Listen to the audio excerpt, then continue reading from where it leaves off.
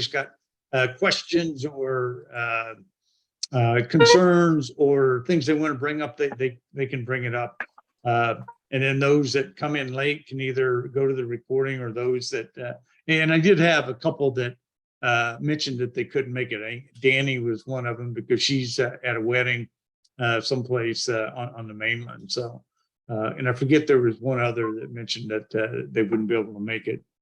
But I just have a few things I wanted to go over with the AGs tonight, and of course, true to my form, it's membership, and then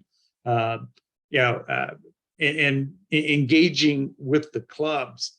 We put out some tools. I know the membership committee has it, and I can forward it on to you folks too. That it's just a really good tool on being able to track how your clubs are doing as far as membership goes.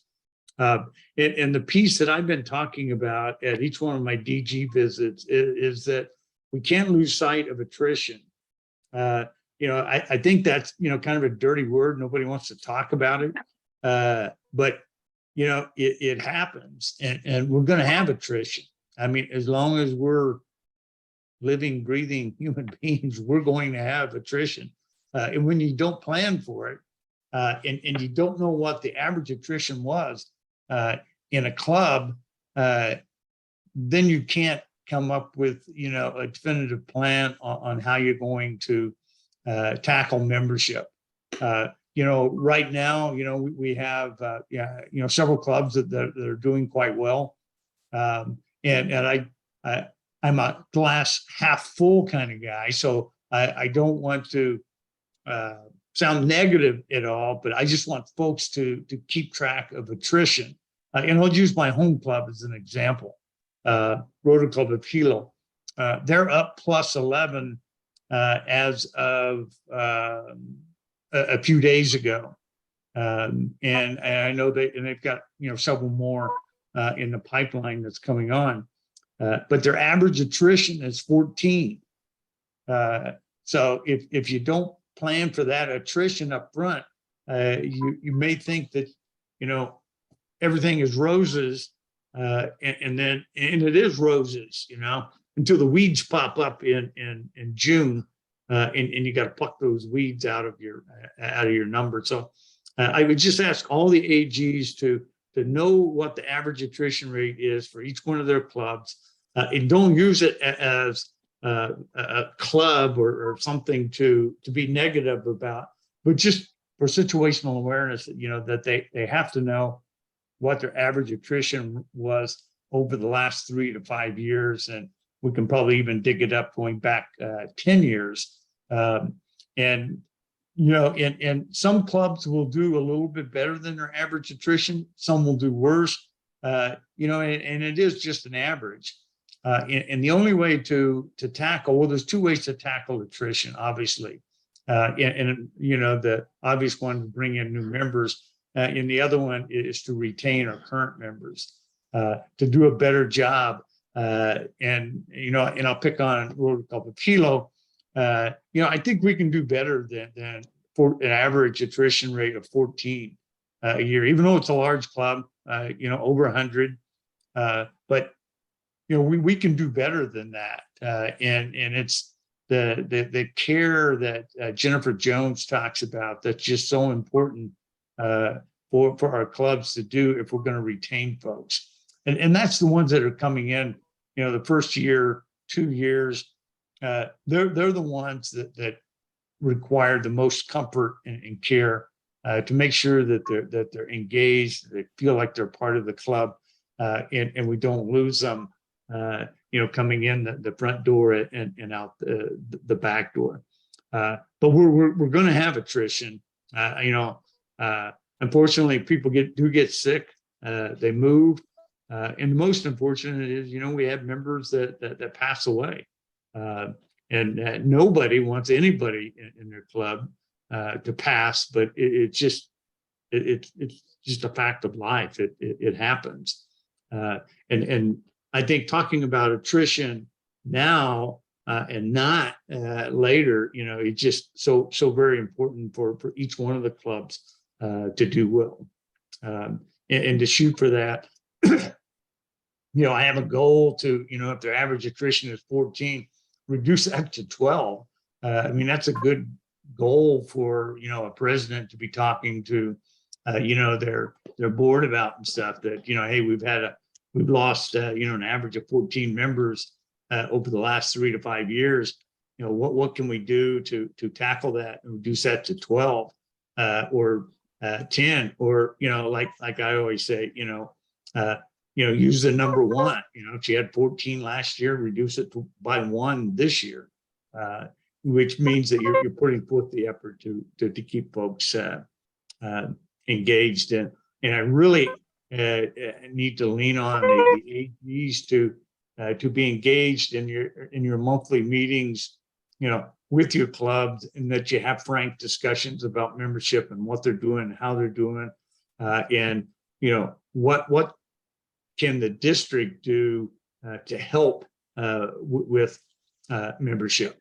What can we do to help with attrition, whether it be in training and being more of a vibrant club, which all leads to retention and keeping folks on the rolls.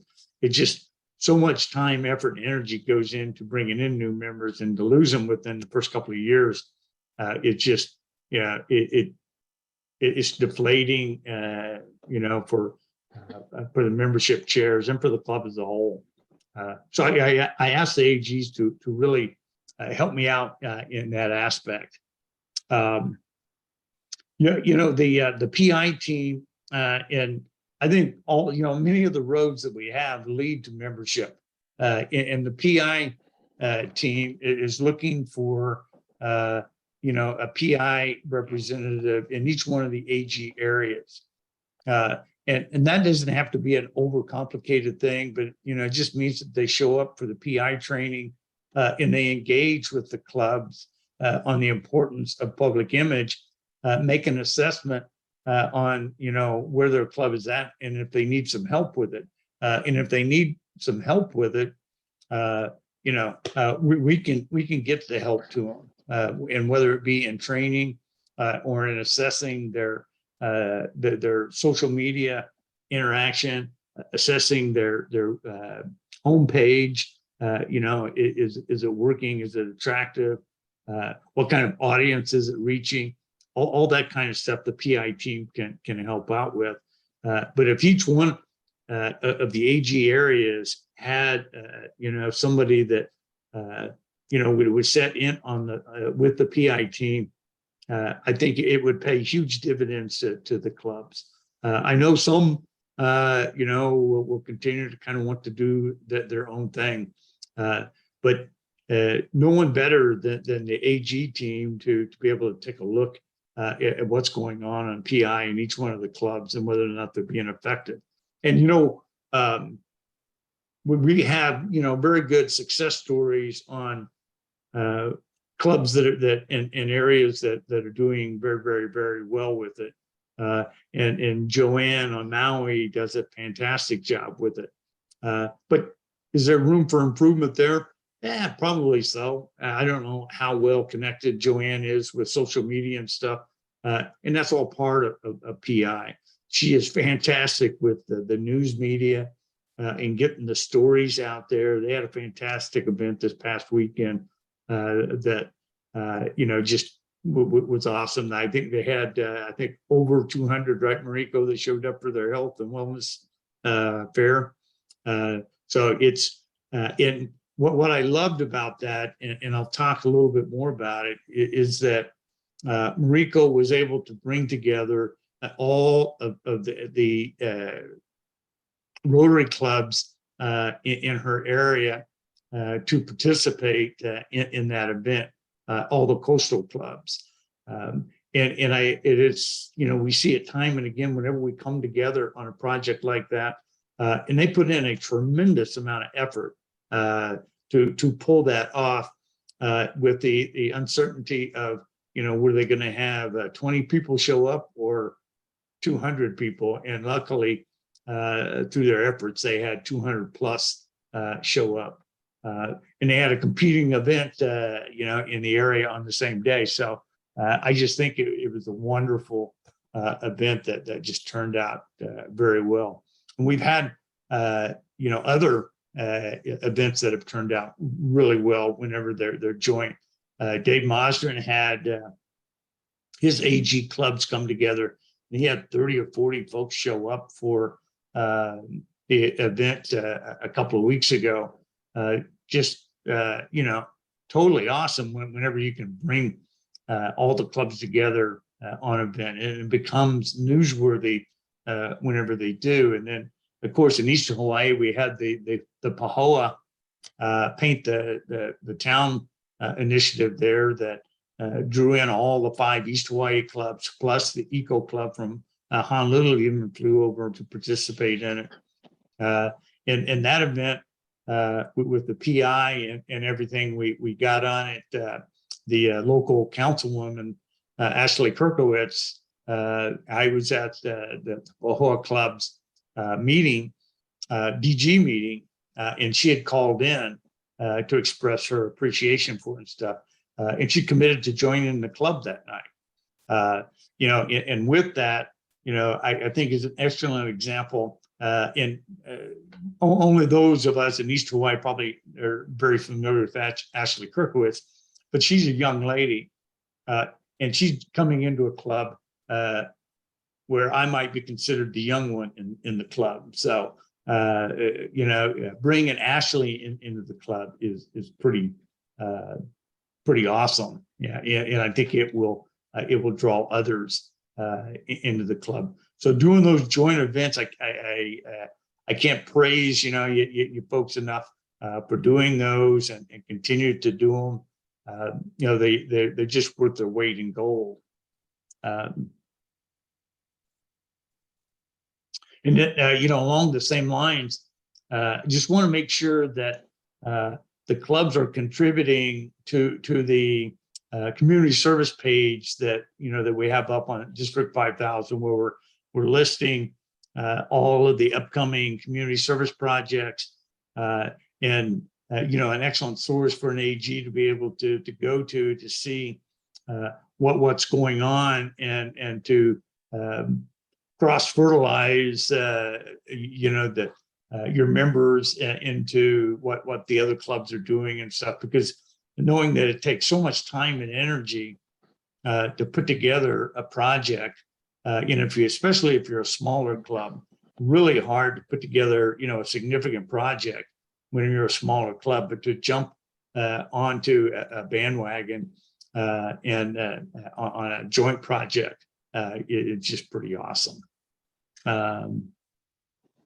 The last thing that I got that I wanted to mention this evening that's very important is the deadlines for submitting all the clubs to submit their dues, whether it be RI or district dues. So we still have a number of folks that haven't paid. It's just one of those kinds of things that always kind of irks me in that whenever I'm sitting in the president's shoes and I got something to do, and it keeps I keep getting reminders that it's just best to just get it done, like they say back in Illinois, get her done, and be done with it. Don't worry about it anymore. Send that check in. You know what you got to do. Just get her done and move on to things that are much more important than paying those dues. And actually, Randy, go ahead. Can I just ask you a quick question? So the HRYF dues this year, it's in addition to $200 per club. They also require $40 per person per member. Is that correct? Is it $20 or $40? 20. Yeah. Please correct me if I'm wrong, Naomi, but I understand it's $20 per capita. Right. So the dues are $200. So that's one thing. The per capita is $20 by June 30, 2023. And it's based on the July 1st number, your count of members. Okay, so for now it's 200, but before the end of the year they have to. Right now, is the 200 dues. That's Okay. due now. Okay, okay, thank you. And then also, Randy, just in going back to the first point on the membership, are you going to show in today's meeting with the presidents and where to check or where to track the attrition numbers in the last 5 years and so on? You know, I can send that to you, Mariko, but I don't have a slide on it. Actually, I've got a PDF here that shows it, and this PDF will be updated here the 1st of September. So right now it's just showing where we were at the 31st of July. And then the folks at RI will update that particular spreadsheet that I work off of. That shows the average attrition for a club. And I'm more than happy to send that to all the AGs. Okay, so each president doesn't have an access to. Okay. Yeah. It's not a report that's on the website. Okay. It's one of those reports that they came up with that you know, and I drank the Kool-Aid very much so in tracking attrition, and that's where, you know, I kind of came up with that net one concept and stuff. But you have to take a look at attrition, and you can't be taking a look at attrition come March, April, May, because then it's too late. You know, because, you know, like I said, at Rotary Club of Hilo, and they may have done that last year because, you know, in fairness to Beverly, she had a really good year bringing in new members, but she didn't have a focus or didn't know what that attrition number was. So, you know, she thought she was doing quite well, as the district did. District thought that they were doing quite well in May, but when we work our rosters in June, so we went from a plus 50 to a minus 50 in 1 month, from the 1st of May to the 30th of June. And actually it was a minus 60 because we had some clubs that there was 11 members that was not dropped. They were dropped, but, and I hate to use that word dropped, but they weren't removed from the roster until after the 1st of July. And of course, you know, that's a double whammy. One, the club now has to make up for that loss. And it wasn't really in their year, it was in the previous year. And two, they have to pay the RI dues. And that's why when Naomi mentioned what was on your roster on 1 July is what you have to what you have to pay, not only HRYF, but your RI dues. And RI is very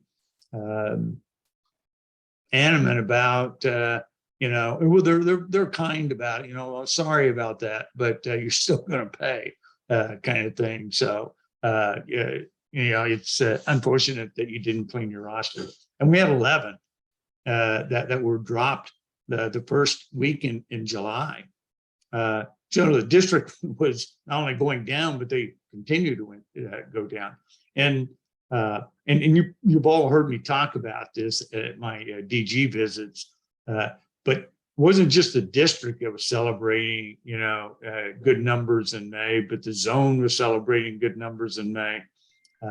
And, you know, those just are not good numbers to be celebrating. And now they're really good numbers on the 30th of June, actually the 1st of July, because you can still drop folks as long as you have it in the mail by the 30th of June. So. Hey, Randy, did you send that attrition report to us? I will do that as soon as we're done tonight. Okay. I'll send you a couple of reports that will show you what the average attrition rate is, and then it will also show you the net increase or decrease that clubs have. And it's not to shame anybody, because we got red numbers at the end of July, but it was because we didn't drop those 11 members that we should have.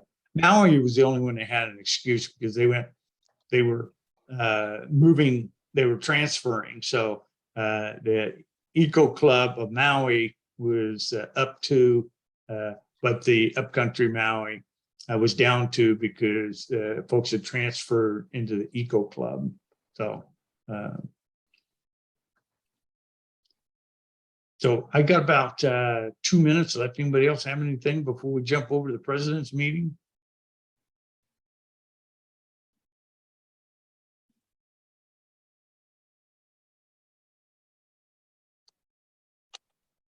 Okay, we'll get ready to jump. Naomi, could you kind of take attendance for me on who we didn't have tonight? Because I'd like to just send them a note to make sure that they view the recording. Like I said, I know of Danny, and I think there was one other. So if I'm miscommunicating to folks, which reminds me, my apologies for changing this one around at the last minute. But with some family things that popped up, I had to not available tomorrow. Just make it short. So thanks for your flexibility.